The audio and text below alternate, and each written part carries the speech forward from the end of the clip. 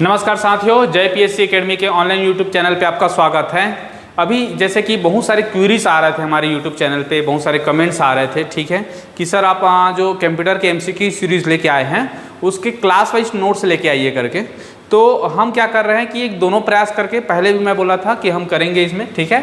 तो छात्रावास अधीक्षक एक जो एग्ज़ाम है, इसके साथ साथ व्यापम के समस्त एग्ज़ाम में एक दो एग्ज़ाम आप छोड़ सकते हो, जैसे कि अभी जो महिला पर्यवेक्षक है उसमें नहीं है, एडीओ के पेपर में नहीं है, ठीक है।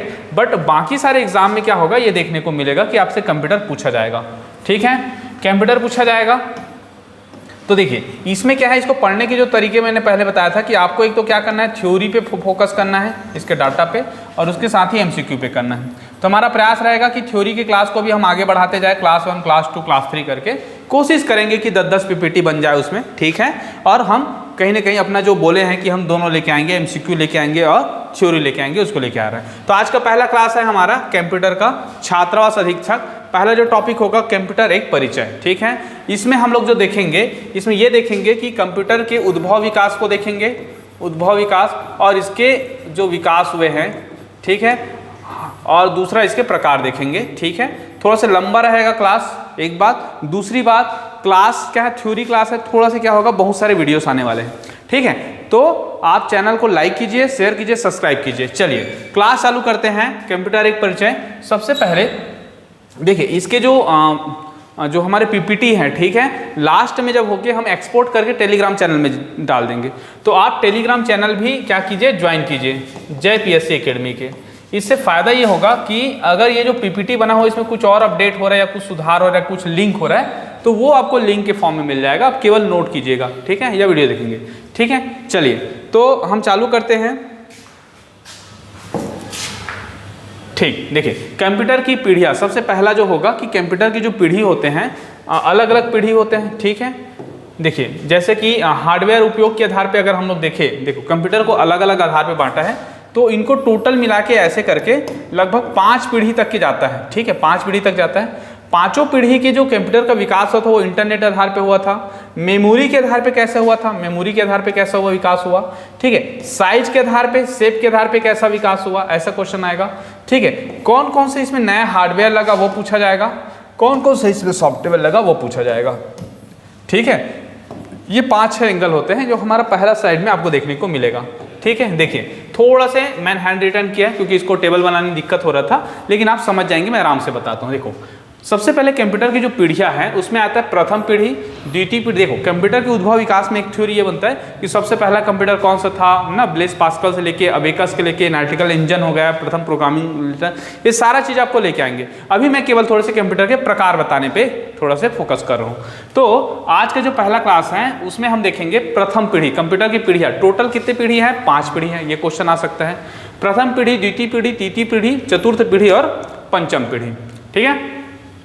प्रथम पीढ़ी का जो ईयर है 1942 से लेके 55 तक के हैं, इसको भी याद करेंगे। देखो 42 से 55 होगा तो 56 से 64 होगा, 10-10 साल मोटा मोटा लेके चलिए। हालांकि मैं बहुत सारे एग्जाम में बैठा हूँ, ठीक है, तो मेरे को अभी तक ऐसा क्वेश्चन नहीं मिला है कि 1965 कौन सी पीढ़ी का था करके, ठीक है, या तृतीय पीढ़ी का एग्जैक्टली ईयर क्या था। कभी भी चीज़ों को, ये कोई थ्योरी नहीं है या फिर किसी ने ऐसे स्टैंडर्ड करके नहीं दिया हुआ है कि सर इसके इतना से इतना को हम द्वितीय पीढ़ी बोलेंगे, इसको इतना बोलेंगे। एक अवधारणा है, कॉन्सेप्ट है। कभी भी जब वर्गीकरण होता है तो उसके बेस होते हैं, वही बेस के आधार पे कोशिश किया गया है कि यार इसमें नया चीज़ें आना चालू हो गए ना। अब देखिए पहले क्या आया था हमारा 1G, फिर 2G आया, 2G के बाद हम लोग 3G में घुसे ना, 3GP चलाना चालू किए, 2G में कुछ वीडियो देख रहे थे ना, 3G आ गया, 3G में भी हमने स्लो वाला वीडियो देखा, 4G में थोड़ा स्पीड से देखा, अब 5G आ गया और 6G भी आ रहा है। तो क्या वो जनरेशन क्या है, तो जनरेशन क्या कहीं पे लिखा जा रहा है कि आज से 6G है करके, नहीं।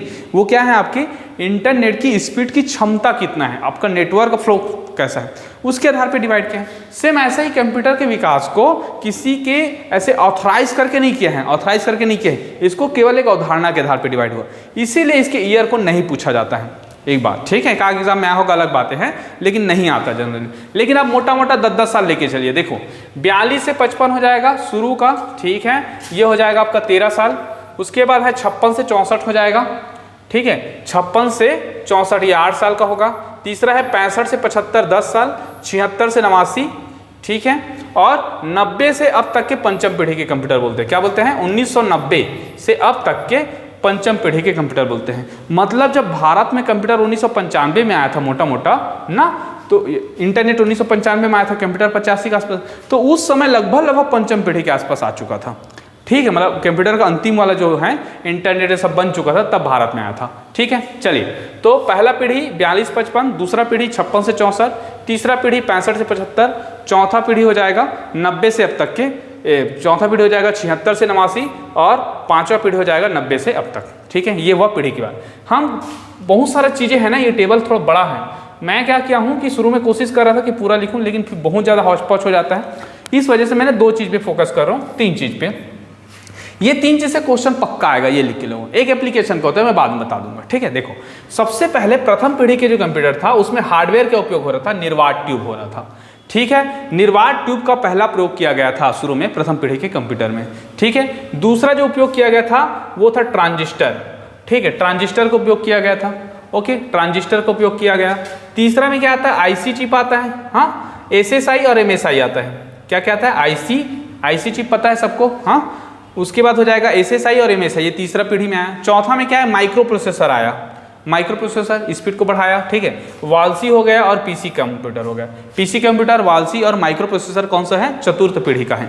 ठीक है, और पांचवा पीढ़ी देखो तो आलसी, देखो ULSI, ये वालसी है। वी पहले आया फिर यू आया। जनरली अल्फाबेट में आप पढ़ोगे तो ABCDEFG ना, लास्ट में होते हैं STU भी बोलते हो, तो इसमें यू भी नहीं बोलेंगे, भी यू बोलेंगे। ठीक है, मतलब भी पहले आया, वी और उसके बाद क्या आया? यू आया। इसको थोड़ा सा ध्यान देंगे।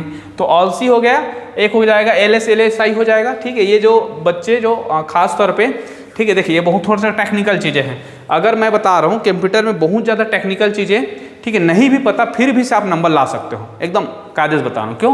क्योंकि हम क्या पढ़ रहे हैं? छात्रावास अधीक्षक। छात्रावास अधीक्षक का जो कार्यकाल है ना, बहुत सारे दोस्त हैं उस फील्ड में, मैं देखूँ कि कंप्यूटर को उतना काम नहीं है। ठीक है, एक बात तो ऐसा नहीं होगा एकदम से कि सर हम आलसी को पूरा डिटेल में बताइए, कोई काम का नहीं है। पहली बात तो पहले आप आलसी के बारे में 3-4 फैक्ट पता कर लेंगे, लेकिन अभी इंपॉर्टेंट क्या है आपका जनरेशन में क्या क्वेश्चन आएगा? आलसी का डिटेल बताइए, आलसी का फंक्शन, ये नहीं पूछेगा। क्या पूछेगा? आलसी कौन सी पीढ़ी का है, सीधा सीधा।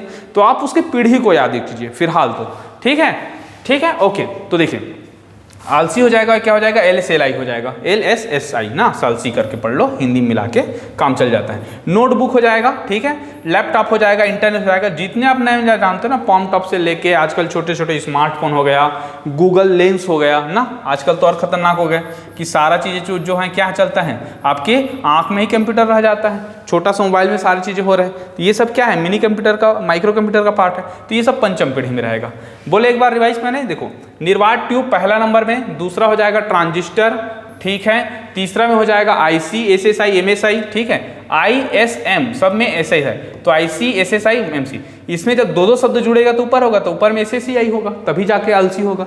तो IC, SSI, MSI। ठीक है, उसके बाद माइक्रो प्रोसेसर, वालसी, पीसी कंप्यूटर, उसके बाद ULC, SSLC। ठीक है, SLC, और उसके नोट टॉप लैपटॉप, ये तो आप इसको ऐसे याद करेंगे। ठीक है, और दिक्कत हो रहा है तो मैं आपको और बताता हूँ कैसा पढ़ना है। देखो NT बोलेंगे, क्या बोलेंगे? NT अगर हार्डवेयर की बात करेंगे। ठीक है, ISM, उसके बाद बोलेंगे ISM, ऐसे करके बोलेंगे। IC सर्किट, SSI, MSI, उसके बाद माइक्रो प्रोसेसर, वालसी और पीसी कंप्यूटर। तो एक हो जाएगा माइक्रो प्रोसेसर हो जाएगा, V हो जाएगा, और एक हो जाएगा PC हो जाएगा, MVP। और उसके बाद US करके पढ़ेंगे, हालांकि ये VU एक साथ याद कर लेंगे। ठीक है, US, इसके बाद छोटा छोटा, लास्ट वाला जितना मॉडर्न है उसको याद करेंगे। NT में क्या हो जाएगा? निर्वात एंड ट्रांजिस्टर, इसके बाद IC, SSI, MSI। आप जब भी पढ़ रहे हो डाटा को हमेशा कुछ मेहनत कीजिए, ऐसे सीधा पढ़ने से फायदा नहीं होता। देखिए कई सारे बच्चे होते हैं जो 8 साल 9 साल पूरा पढ़ लेते हैं एक बार, 10 साल तक उसका छोड़ भी देते हैं, नहीं होता उनका। क्यों नहीं होता? क्योंकि वो जो डाटा को पढ़ते हैं तो वो इंटर रिलेटेड नहीं करते, या डाटा को कोशिश नहीं करते कि इसको मैं कैसे याद करूं, कैसे क्रिएटिव करूं, कैसे दिमाग लगाऊं। ठीक है, या तो आप इंग्लिश कोडिंग करेंगे कोई भी डाटा को करने के लिए, या तो आप क्या करेंगे उसको, ये बोलते हैं ना कि ऐसे ही अननेसेसरी उसमें लॉजिकल डालेंगे कुछ भी शब्दों को लेके कि निर्वात होगा तब ट्रांजिस्टर होगा, ऐसे करके। ठीक है, तो इस सबसे याद होता है, अपने दोस्तों के नाम पे रख सकते हो। तो ये सारी चीज़ें ट्रिक हैं, क्योंकि आपको फैक्ट याद करने हैं। ओके, चलिए सॉफ्टवेयर में आते हैं। सबसे पहले क्या हुआ? मशीनी भाषा का उपयोग हुआ, जो 0 और 1 के आधार पर था। ठीक है, उसके बाद क्या हुआ कि असेंबल हुआ और बैच ऑपरेटिंग सिस्टम आया। क्या है? Batch operating system. Batch operating system क्या होता है? जैसे कि बिजली के बिल वालों को देखना, सारे बिल को एक साथ कागज में भेज देते हैं, उसके बाद क्या होता है बस नाम चेंज करते रहते हैं उस डाटा में, ठीक है, और उसका क्या यूनिट चेंज कर देते हैं। अगर एक बार आप सॉफ्टवेयर में डाल दिया कि 3 रुपये यूनिट चल रहा है और 15 रुपये क्या है आपका, 15 यूनिट आपका जला है, दूसरे का 16 यूनिट जला होगा, किसी का 18 यूनिट जला। एक बार मैथमेटिकल एक्सप्रेशन को डाल दो कि इससे मल्टीप्लाई 3 करेंगे और एक साथ डाटा निकलेगा, सबका एक साथ क्या हो जाता है, रिजल्ट आ जाता है। इसको बैच के बैच में काम करना बोला जाता है। तो बैच ऑपरेटिंग सिस्टम क्या होता है? बिजली का बिल सबसे अच्छा एग्जांपल है, ठीक है। एक लोग का चेंज हुआ, सबका एक साथ चेंज हो गया बैच के फॉर्म में, ठीक है, ओके। इसके बाद आता है कौन सा? तीसरी पीढ़ी में। दूसरा पीढ़ी में क्या आया? असेंबल और बैच ऑपरेशन सिस्टम, ठीक है। पहला में क्या हुआ? मशीनी भाषा हुआ। तीसरा में क्या हुआ? Time sharing operating system. याद रखना है, टाइम शेयरिंग ऑपरेटिंग सिस्टम क्या होता है कि इसमें क्या करता है कि टाइम के आधार पे अपना क्या करता है, वो अपडेट करते रहता है कि इस टाइम पे इतना काम होगा, इस टाइम पे इतना काम होगा। तो टाइम पे क्या करता है, वो टाइम पे फोकस करके काम करेगा, इसमें बल्क में काम करता है, ठीक है, बैच ऑपरेटिंग सिस्टम। तो ये हो जाएगा टाइम शेयरिंग ऑपरेटिंग सिस्टम। चतुर्थ पीढ़ी में देखो ऑप्टिकल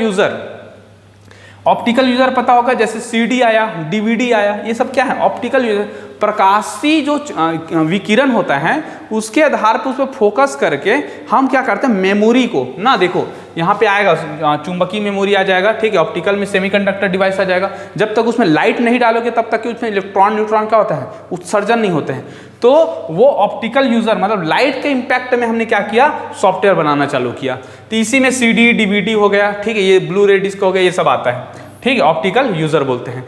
और साथ ही साथ क्या होता है, यूनिक्स और सी लैंग्वेज का ना। सी लैंग्वेज क्या होता है, सब जानते होंगे, C एंड C++। अगर कोई बच्चे टेली सीखता है, 9वीं 10वीं कंप्यूटर सीखा होगा, तो उसमें क्या सीखा है कि कोई भी एक्सप्रेशन को, कोई भी मैथमेटिकल अपने को क्या एक्सप्लेनेशन करना है, कोई डायग्राम बनाना है, कोई सॉफ्टवेयर बनाना है, तो आपको C आना जरूरी है, C++ करके, जिसमें उससे पहले क्या किया जाता है, उसका प्रोग्रामिंग किया जाता है। तो यूनिक्स भी हो गया, ठीक है, ऑपरेटिंग सिस्टम में, और या तो C लैंग्वेज हो गए, ठीक है, ये सारा का सारा। और पर्सनल कंप्यूटर, ये सब चीज़ें किसका है? चौथा पीढ़ी का है। देखो ऑप्टिकल यूजर, यूनिक्स और C भाषा, ठीक।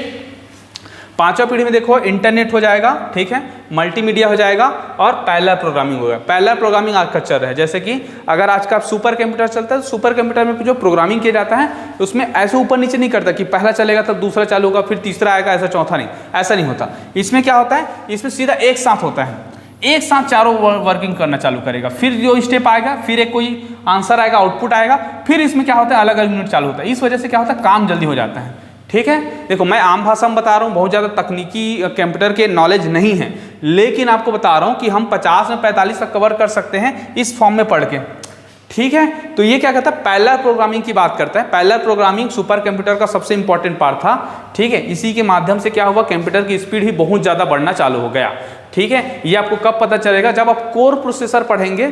Core processor double core processor होता है सिस्टम में, ठीक है। जैसे कि आपने 2004 के आसपास में अगर सिस्टम लिया होगा, ये 2012 तक के भी बिक रहा था सिस्टम ना, 2004 से 7 तक के डबल कोर प्रोसेसर आता था। डबल कोर प्रोसेसर में क्या था, प्रोसेसर को हम क्या करते थे, ऐसे दो इस पार्ट में मिला के इसको क्या करते थे, प्रोसेसर को ऑपरेशन करते थे। अब क्या हो चुका है, पैरेलल प्रोसेसर आ चुके, बहुत सारे प्रोसेसर को हम पैरेलल एक साथ वर्किंग कराते हैं। इसी वजह से क्या होता है, स्पीड डबल हो जाता है, 4G रैम से लेके रैम भी आगे बढ़ जाता है और प्रोसेसर भी आपका बहुत अच्छा मिलता है, ठीक है। तो ये हुआ इसकी तकनीकी भाषा। सॉफ्टवेयर में देखो मशीनी भाषा पहला, दूसरा असेंबल बैच ऑपरेशन सिस्टम, ठीक है। तीसरा टाइम शेयरिंग सिस्टम आ जाएगा तीसरा पीढ़ी में। चौथा में optical user, Unix and C भाषा एंड पर्सनल कंप्यूटर, और पांचवा में internet, multimedia, parallel processing. Clear, ठीक। अब मेमोरी में आता है, मेमोरी में कैसा विकास हुआ। शुरू में हमने क्या किया था, पंच कार्ड का उपयोग करते थे।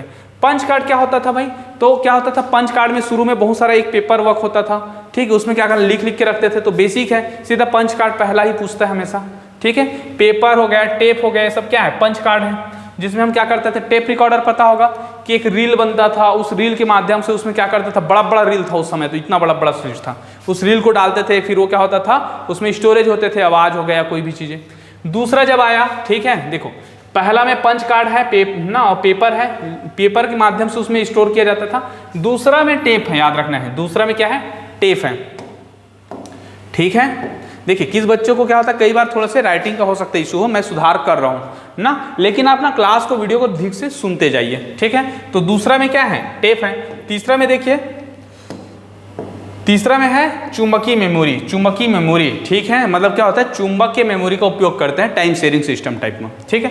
चौथा में सेमीकंडक्टर डिवाइस आ गया। सेमीकंडक्टर क्या होता है, हालांकि क्लास का विषय है ना, जब क्या करते हैं हम लोग दो अर्धचालकों को आपस में मिला के क्या करते हैं, उस अर्धचालक में जब हम लाइट देते हैं, ठीक है, तो उसके जो न्यूट्रॉन हैं, इलेक्ट्रॉन है सॉरी, वो क्या होता है, होल की तरफ जाता है और होल इलेक्ट्रॉन की तरफ जाता है। और इससे क्या होता है, वहाँ की जो आंतरिक जो संरचना है, मतलब आंतरिक जो मतलब इलेक्ट्रॉन और जो होल्स होते हैं वो चेंज होते हैं। इससे क्या होता है, प्रकाश उत्सर्जन के बाद उसमें इलेक्ट्रॉन का प्रवाह बहुत जोर गति से होता है, ठीक है। अब यही जोर गति से जब होता है, ठीक है, तो इसी के साथ साथ क्या होता है, इसकी कैपेसिटी भी बढ़ती है, ठीक है, जैसे आईसी सर्किट उसी पे काम करता है। तो सेमीकंडक्टर डिवाइस में क्या करते हैं हम लोग, पर्टिकुलर एक दो अर्धचालकों को मिलाते हैं। इसमें बहुत ज़्यादा आपका क्या हो जाता है, बहुत सारा चीज़ें, जब से देखो सेमीकंडक्टर का विकास भारत क्या पूरे मानव के लिए बहुत सही था।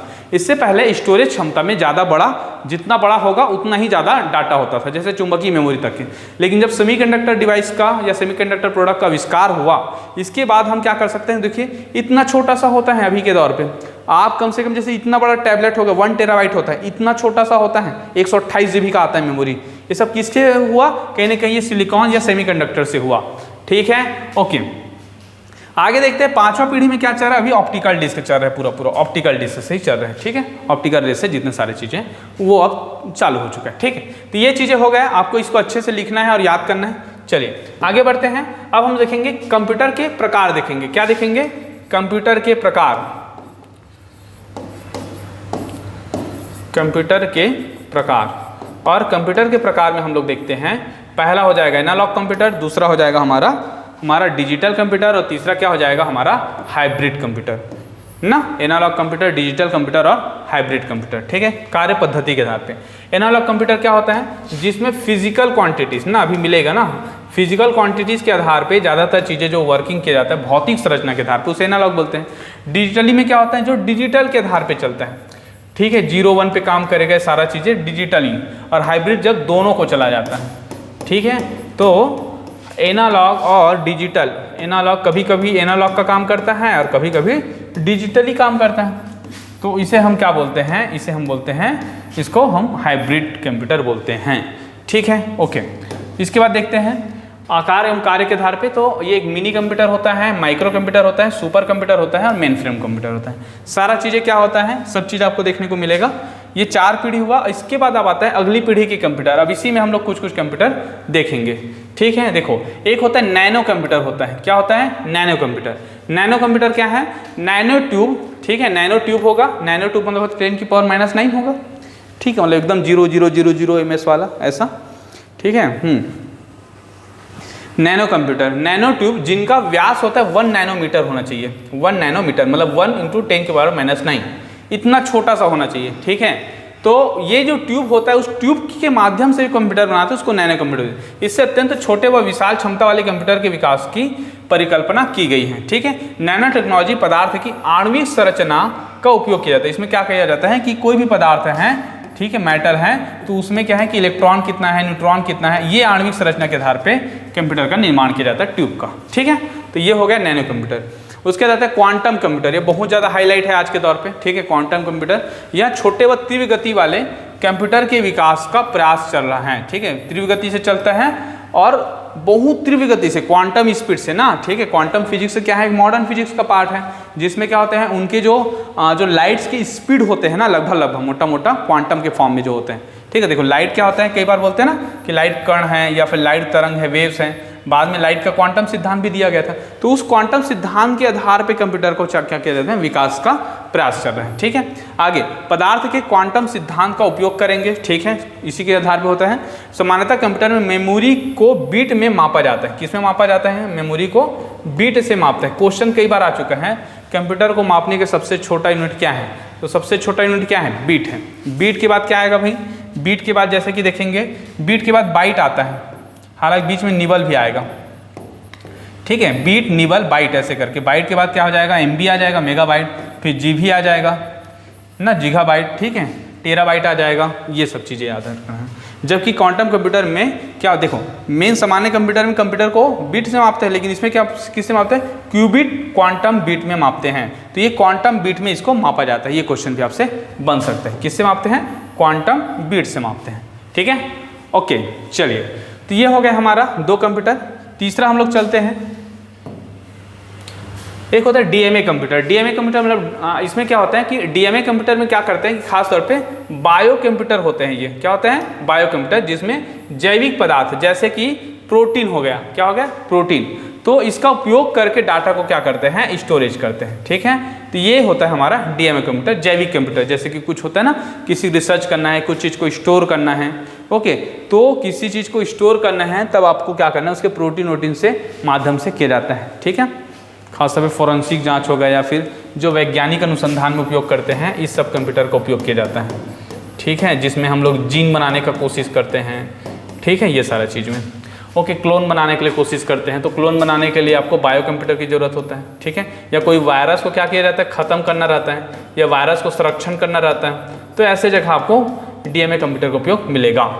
केमिकल कंप्यूटर क्या होता है, डाटा संरक्षण हेतु रासायनिक पदार्थों का उपयोग किया जाता है। ठीक है, रासायनिक पदार्थ मतलब विद्युत अपघट्य होगा, तो वहाँ पे क्या होगा कि विद्युत अपघट्य कराने के लिए हम कुछ ऐसे तत्वों को समाहित करते हैं जिससे विद्युत अपघट्य हो जाए, जैसे कि NaCl हो जाएगा, Na का प्लस होकर Cl इधर हो, तो ऐसे तत्वों का उपयोग करके हम क्या किया जाता है, हम उसको कंप्यूटर का बनाते हैं। तो ये डाटा संरक्षण करने के लिए आपको क्या करना पड़ेगा, रासायनिक पदार्थों का प्रयोग करना पड़ेगा। ठीक है, जैसे कि कंप्यूटर देख सकते हैं। ओके, और देखते हैं कंप्यूटर के कार्य पद्धति के आधार पर एनालॉग कंप्यूटर पढ़ेंगे। ठीक है, एनालॉग कंप्यूटर कुछ ऐसे दिखता है, पुराना वाला कंप्यूटर है ये। ठीक है, देखो, समय के साथ परिवर्तित होने वाली राशि को एनालॉग कंप्यूटर कहते हैं। समय के साथ क्या होगा, परिवर्तित होती जाएगी राशि।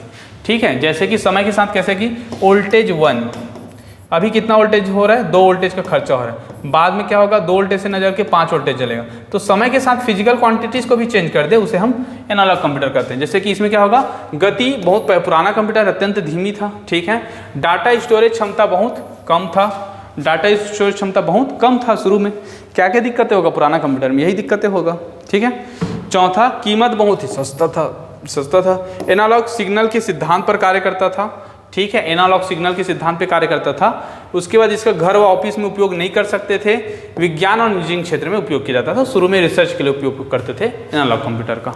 ठीक है, किसी का साउंड सुनना है, किसी का लाइट बढ़ाना है, किसी का स्पीड बढ़ाना है। ठीक है, तो ये सब चीज़ में जो उपयोग होता है एनालॉग कंप्यूटर होता है। उदाहरण जैसे कि स्पीडोमीटर, स्पीड को आपको चेक करना है। भूकंप मापी यंत्र में कि कितना भूकंप आया ना, जमीन का जो वेग था ना हलचल होने का, वो कितना था। पेट्रोल पंप पे जो लगा होता है क्वांटिटीज के कितने देना है और कितना पैसा खर्च होगा, ये या आपका एक साधारण घड़ी है, ये भी एक घड़ी क्या है, एक एनालॉग कंप्यूटर है। समय के साथ क्या होता है, उसके कांटे की परिस्थिति चेंज होती है। उसके बाद 5वां देखते हैं डिजिटल कंप्यूटर। डिजिटल जो कंप्यूटर हैं, ठीक है, डिजिटल कंप्यूटर का होगा, इसमें डिजिटली सिग्नल, उसमें एनालॉग सिग्नल का उपयोग करते थे, इसमें डिजिटल सिग्नल का उपयोग करते हैं। गति स्पीड बहुत ज़्यादा होगा, स्टोरेज भी ठीक ठाक है। ठीक है, 0 व 1 बाइनरी संख्या प्रणाली का उपयोग करते हैं। जैसे कि आपके घर में क्या करते हो, कैलकुलेटर उपयोग कर रहे हो, तो उसमें 8 को भी कैसे बनाते हैं, ऐसे बनाते हैं, ऐसे बनाते हैं। ठीक है, 9 को कैसे बनाएंगे, ये होगा, ये हो गया, और ये होके ये हो जाता है, इसको छोड़ देता है। तो ये जो उपयोग होता है 0 और 1 के आधार पे ही, उसी को हम बोलते हैं बाइनरी। हालांकि 0 मतलब खत्म हो जाना और 1 मतलब क्या होता है, जुड़ना, ऐसा कुछ होता है। तो 0 1 पे बाइनरी संख्या प्रणाली का प्रयोग किया जाता है। आंकड़ों को इलेक्ट्रॉनिक पल्स के रूप में निरूपित किया जाता है। इलेक्ट्रॉनिक पल्स, ये आप याद रखना है, किसके रूप में, इलेक्ट्रॉनिक पल्स के रूप में। सर्वाधिक प्रचलित है, घरों में उपयोग किया जाता है। उदाहरण स्मार्टफोन, टैबलेट, लैपटॉप, कैलकुलेटर, ये सब के सब क्या होगा, आपका डिजिटल कंप्यूटर। ठीक है, अब आता है हाइब्रिड कंप्यूटर क्या होता है। ठीक है, ये हाइब्रिड कंप्यूटर है, दोनों उपयोग कर रहे हैं, फिजिकल क्वांटिटीज भी कर रहे हैं और डिजिटली भी कर रहे हैं। तो डिजिटल, देखिए जो लैपटॉप, ये कंप्यूटर हैं होम, तो ये डिजिटल कंप्यूटर है, पूरे 0 1 के आधार पर चलता है। तो डिजिटल प्लस एनालॉग को बोलेंगे hybrid computer. Traffic control system में उपयोग होता है। ठीक है, दूसरा मेडिकल पेज में होगा, हवाई जहाज में होगा, पेट्रोलियम एक्सप्लोरेशन में होता है, वैज्ञानिक अनुसंधान में। कंप्यूटर का हालांकि हर जगह उपयोग होता है, हाइब्रिड कंप्यूटर ज़्यादा व्यापक है। ठीक है, तो ये हो गए कंप्यूटर के प्रकार। आगे देखते हैं आकार व क्षमता के आधार पे, एक देखें माइक्रो कंप्यूटर। ठीक है, माइक्रो कंप्यूटर, ओके। देखो माइक्रो कंप्यूटर का देखें तो सबसे पहले देखते हैं माइक्रो कंप्यूटर में विकास हुआ था 1971 पे। ठीक है, प्रारंभ में माइक्रो प्रोसेसर का उपयोग किया गया था। ठीक है, माइक्रो प्रोसेसर का उपयोग किया था। माइक्रो प्रोसेसर किस में था, तृतीय श्रेणी में था। किस में था, तृतीय श्रेणी में कहा था, पढ़े हम लोग, चेक कर लेते हैं। ठीक है, देखिए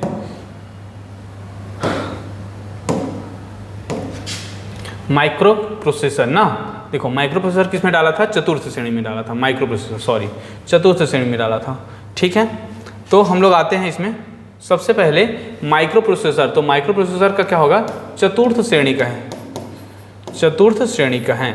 ठीक है, चतुर्थ श्रेणी का है माइक्रो प्रोसेसर। सर्वप्रथम विकास कंपनी, इसको छोड़ दो, बीट का प्रयोग करते हैं, 8 बीट का होता है, 16 बीट का होता है, 32 बीट का, 64 बीट का। तो आजकल कंप्यूटर 32 या 64 बीट का चलता है, माइक्रो प्रोसेसर का प्रयोग किया जाता है। ठीक है, एक हो जाएगा वालसी हो जाएगा, वेरी लार्ज स्केल इंटीग्रेशन, इसका फुल फॉर्म पूछ सकता है।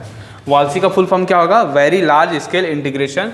आलसी का होता है अल्ट्रा लार्ज होता है, तो वेरी लार्ज और अल्ट्रा लार्ज ज़्यादा बड़ा है, इसलिए वी यू बोलेंगे। ठीक है, यू वी नहीं बोलेंगे।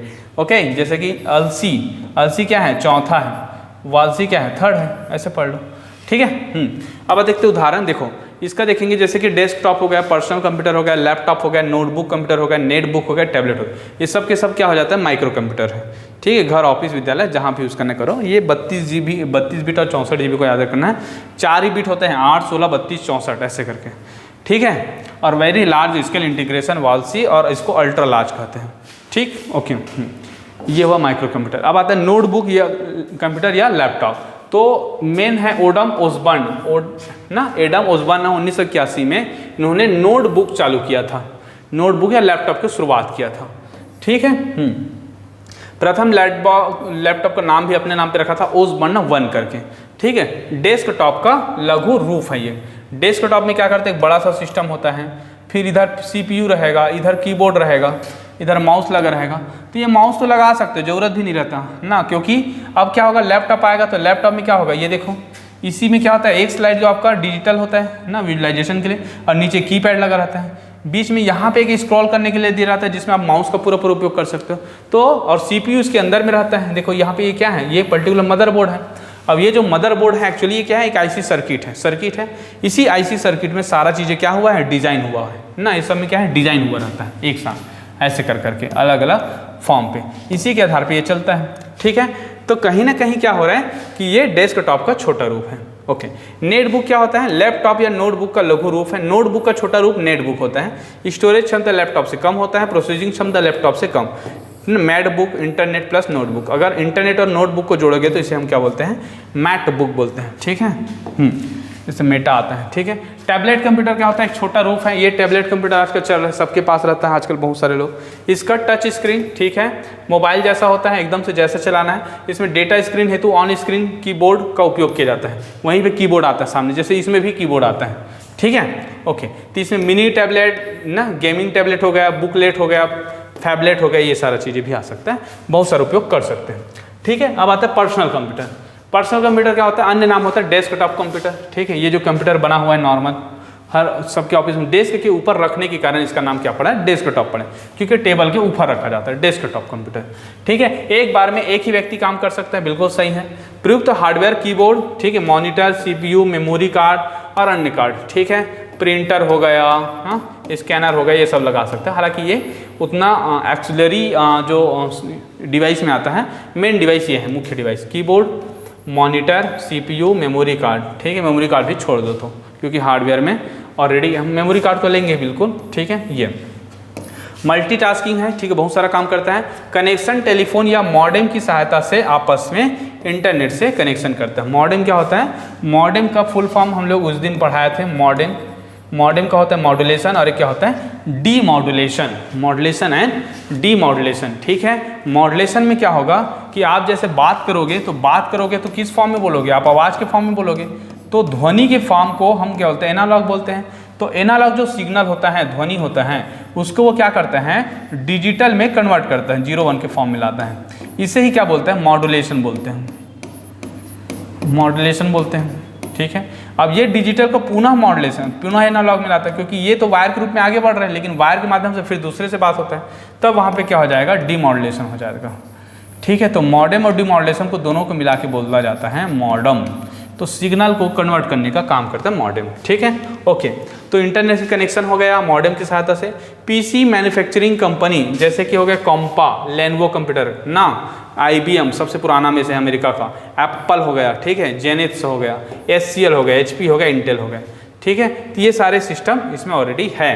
1981 में विकास माइक्रो प्रोसेसर 808 का प्रयोग किया गया था, 8088। इसका बहुत सारा वर्जन आता है माइक्रो प्रोसेसर का, जो AT&T पढ़ते हैं 6 सेमेस्टर 7 सेमेस्टर में केवल यही पढ़ना चालू करते हैं, ठीक है। प्रथम पर्सनल कंप्यूटर द अल्टेयर, मतलब द अल्टेयर इसका क्या है, पहला PC कंप्यूटर है, ठीक है। भारत का पहला PC का नाम क्या है, सिद्धार्थ है। क्या नाम है, सिद्धार्थ, ठीक है। और उसका क्या है, अल्टरनेयर। लास्ट पॉम टॉप क्या होता है, जो हाथ में रख के चलाते हैं ना, कई लोग बात करते रहते हैं, ये हथेली पे कार्य करने वाला कंप्यूटर है। अन्य नाम है मिनी लैपटॉप। इनपुट कीबोर्ड की जगह हम क्या करते हैं, आवाज़ का उपयोग करते हैं, उसमें कीबोर्ड नहीं होता है। यात्री आरक्षण में प्रयोग कर सकते हैं और मॉनी सर्कुलर में कर सकते हैं। इसके जाता है स्मार्टफोन हो गया, वर्क स्टेशन एक शक्तिशाली है कंप्यूटर है, अधिक प्रोसेसिंग क्षमता, बेहतर डिस्प्ले होता है स्मार्टफोन वर्क स्टेशन में, एक बार में एक ही व्यक्ति कार्य कर सकता है। वैज्ञानिक इंजीनियरिंग और भवन निर्माण आदि क्षेत्रों में पूरा उपयोग किया जाता है, ठीक है। तो इस प्रकार हमने क्या किया, कंप्यूटर के प्रकार को कंप्लीट किया। ओके, आगे और लेके आएंगे क्लास हम लोग, जैसे जैसे हमारा समय मिलेगा वैसे वैसे, ठीक है।